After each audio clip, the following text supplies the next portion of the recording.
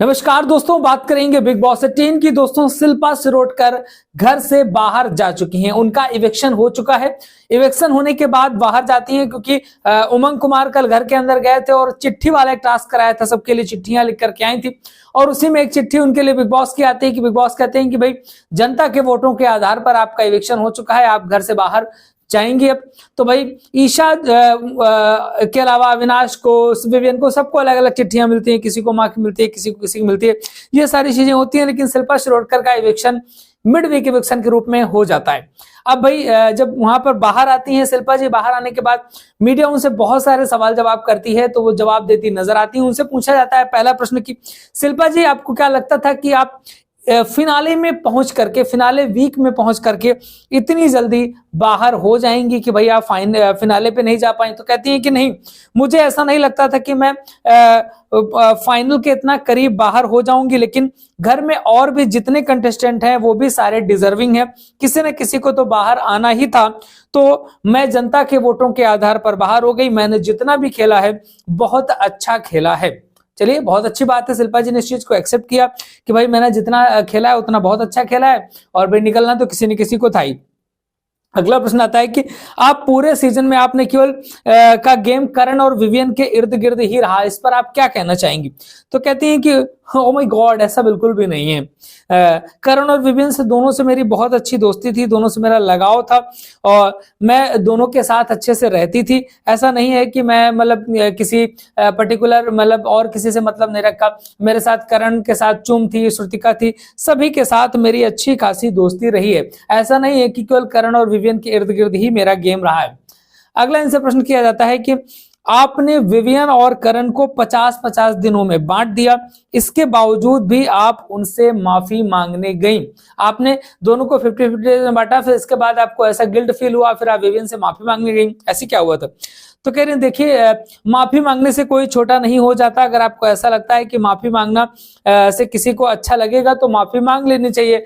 अरे भाई, ये तो वही घिसा पिटा जो मीडिया को जवाब दिया था वही यहाँ पे दे रही हैं कि भाई माफी मांग लेनी चाहिए। तो माफी जैसा कुछ था नहीं मतलब वहां पे, लेकिन इनको लग रहा था कि विवियन के साथ पता नहीं क्या इनका एक अलग जा रहा था, जो भी है तो देखने को मिला भाई।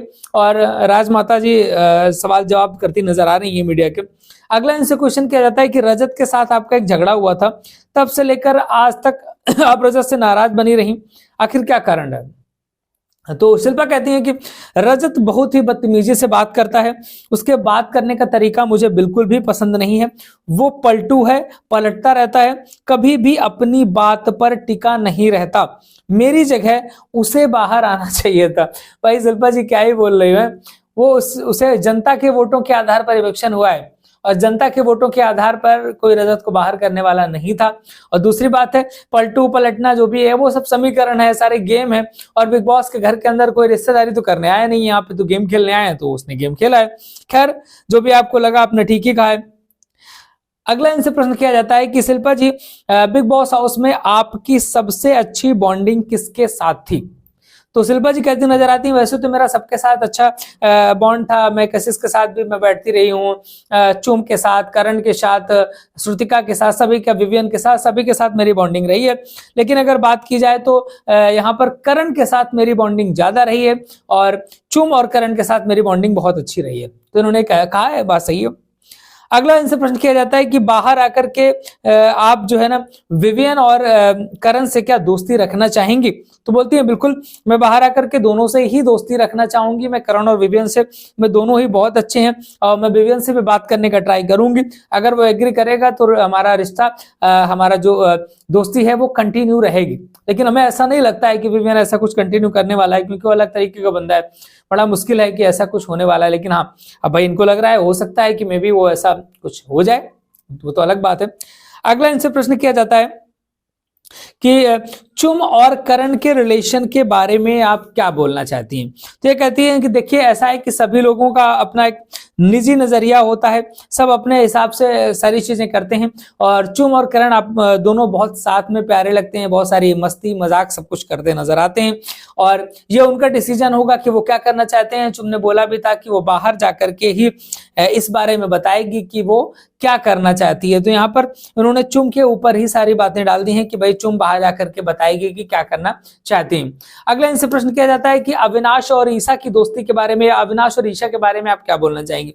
तो कहते हैं देखिए कि अविनाश जो है ना बहुत ही मतलब लड़ाकू खड़ूस टाइप का इंसान है, उससे मेरी कभी बहुत अच्छी पटी नहीं है और वो हमेशा जो है ना इधर उधर करता रहता है। और ईशा तो केवल चुगली करती रहती है, उसका काम मीडिया ने भी उसके खुलासे कर दिए थे कि भाई वो चुगली गैंग की मास्टर है। और ईशा ने तो ऐसी ऐसी बातें करण के लिए बोली हैं जो कि मीडिया राउंड के बाद मुझको पता चली कि ईशा ने ऐसी बातें भी करी हैं जो कि ईशा को ऐसी बातें नहीं करनी चाहिए थी। वहां पर शिल्पा बोलती नजर आती है, तो शिल्पा को सारी चीजें पता चल गई हैं कि भाई ऐसा ने ऐसा बोला है। वैसे ईशा ने बोला तो गलत था, ऐसा नहीं बोलना चाहिए। करण के लिए जो जो चीजें ईशा ने बोली हैं वो बहुत मतलब गड़बड़ ही रही हैं जो बोली हैं। तो ईशा और करण के अविनाश के बारे में ये बोलती नजर आती हैं। अगला इनसे प्रश्न किया जाता है कि भाई अब तो आप बिग बॉस हाउस से बाहर आ गई हैं, अब आपको क्या लगता है कि टॉप 3 कौन रहने वाले हैं। शिल्पा कहती हैं कि मैं तो बाहर आ चुकी हूं, लेकिन अब टॉप 3 बताऊं तो मेरे हिसाब से टॉप 3 करण, विवियन और चुम रहने वाले हैं। ये मतलब जवाब पहले से एक्सपेक्टेड था, करण, विवियन और चुम, क्योंकि करण उनका दोस्त है जिसको हमेशा से मतलब साथ में रही है, चुम के साथ अच्छी पड़ती रही, और विवियन के प्रति उनका एक अलग तरह का झुकाव रहा है। वो आप सभी ने देखा ही है पूरे के पूरे सीजन में कि भाई विवियन के लिए अलग तरीके का उनका एक झुकाव रहा है, जिस वजह से इतने सारे पंगे हुए।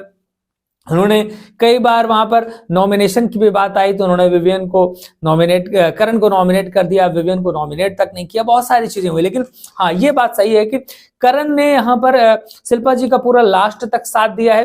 तो इनके हिसाब से करण, विवियन और चुम ये टॉप 3 नजर आते हैं, लेकिन ऐसा नहीं लग रहा है क्योंकि टॉप 3 पे अब तो बड़ा मुश्किल है। अब तो मेरे हिसाब से देखा जाए तो रजत, विवियन और करण ये टॉप 3 पे रहने वाले हैं 3 लोग।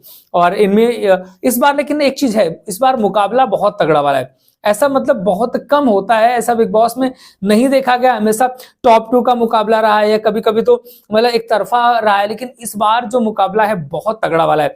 भाई करण भी बहुत जबरदस्त बंदा है, विवियन भी बहुत जबरदस्त, और रजत, तीनों के लिए बहुत अच्छी खासी वोटिंग होने वाली है। बहुत अच्छी खासी इनकी टीमें लगी हैं, वोटिंग के लिए अपील हो रही है। बड़ा पीआर का जैसे जिक्र कल करण ने रजत के बर्थडे के टाइम भी पीआर वाला जिक्र कुछ कर दिया है ना। तो ये सारी चीजें हैं। शिल्पा से अगला प्रश्न किया जाता है कि भाई शिल्पा जी ये बताइए कि इन तीनों में से विनर कौन बनता नजर आएगा। तो कहती हैं कि शिल्पा जी कहती हैं मेरे हिसाब से तो करण को विनर बनना चाहिए, करण और विवियन में से कोई बनेगा, लेकिन मैं चाहती हूं कि करण विनर बने। उन्होंने करण और विवियन को बोला है और साथ में बोला कि मैं चाहती हूं कि करण जो है वो विनर बने, क्योंकि रजत विनर नहीं बन पाएगा। ऐसा नहीं करते शिल्पा जी। शिल्पा जी मतलब अपना एक नैरेटिव सेट करती नजर आती हैं। बाकी देखते हैं, अब तो दम लगानी है वोटिंग वालों को। भाई जिसकी जबरदस्त वोटिंग होगी भाई उसका बंदा विनर बनने वाला है। जिसे आप सपोर्ट करते हैं दबा के वोटिंग करिए। आज रात से वोटिंग फिर से स्टार्ट हो जाएंगी, क्योंकि आज के एपिसोड में दिखाया जाएगा शिल्पा शिरोडकर का इविक्शन, और इविक्शन के बाद फिर से वोटिंग स्टार्ट हो जाएंगी जो कि फिनाले तक चलने वाली है। और जिस दिन फिनाले शूट होगा, मे बी फ्राइडे सैटरडे को शूट होगा फिनाले, तो उसी दिन वोटिंग लाइन सुबह 10 बजे बंद होगी, और तब तक की वोटिंग के आधार पर ही इविक्शन जो भी होंगे लास्ट वाले, और इसी के आधार पर जो है आप टॉप 2 मिलेंगे, उसी के आधार पर विनर भी बनेगा। बाकी जो संडे को थोड़ी देर के लिए वोटिंग खुलवाते हैं 15-20 मिनट के लिए, उसका कोई विशेष मतलब नहीं रहता है, नाम के लिए वोटिंग होती है केवल, तो सभी लोग जानते हैं। तो जो भी अपडेट्स होंगे लगातार आपको देते रहेंगे। चैनल को सब्सक्राइब नहीं किया कर लीजिएगा, इंस्टाग्राम पे सबसे पहले वीडियो आता है, वहां पे प्लीज फॉलो करिएगा।